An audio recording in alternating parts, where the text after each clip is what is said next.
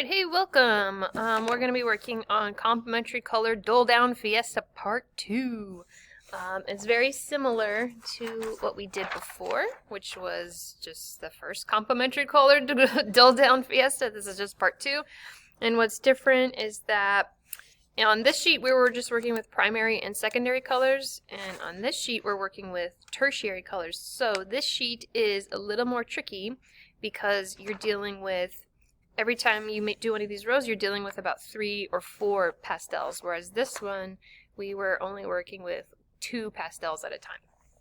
Okay, and the process is very similar, is pretty much the same as what we did before, it's just working with more pastels. So make sure you do that first worksheet before you jump onto this one.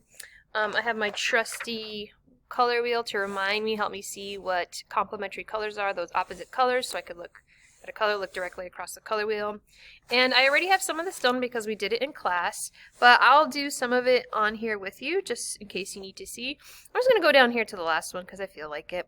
So red-orange. Okay, we're going to be dealing with red-orange first, and how do you dull red-orange? Well, I need the complementary color for that. So if I look at red-orange and I look directly across the other side of the color wheel, it's blue-green.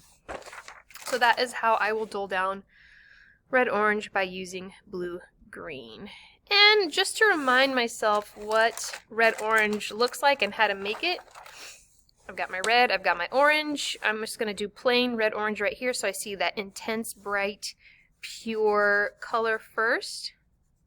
So I usually put a little bit of red down first, and then I blend the orange into it. And I've got that beautiful red-orange color. Okay, actually I'll even put like a little bit more red. There you go. I think that's good now.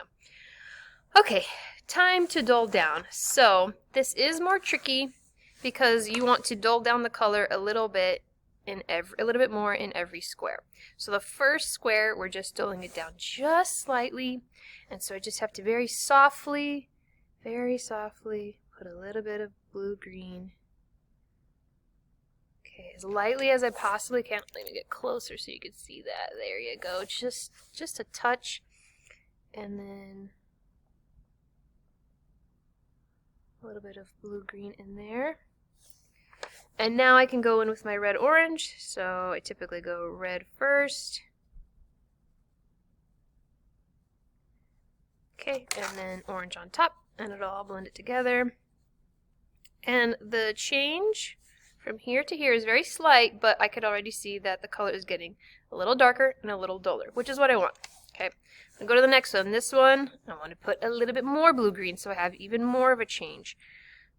So a little bit more blue this time and a little bit more green. There you go. Okay, it's good. A little bit more green.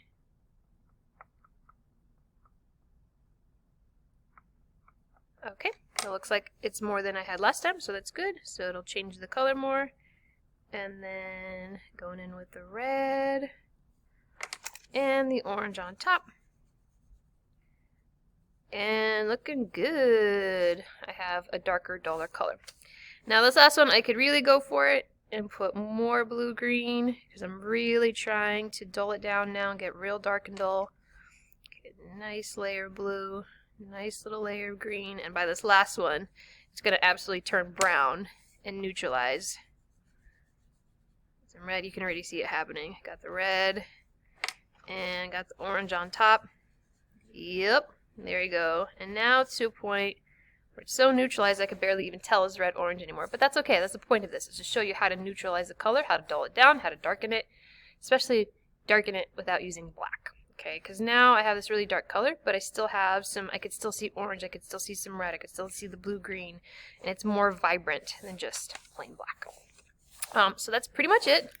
I have all these other rows done. I have one more to do, but it's just the same process. So good luck, have fun, and oh yeah, and clean your pastels as you're going.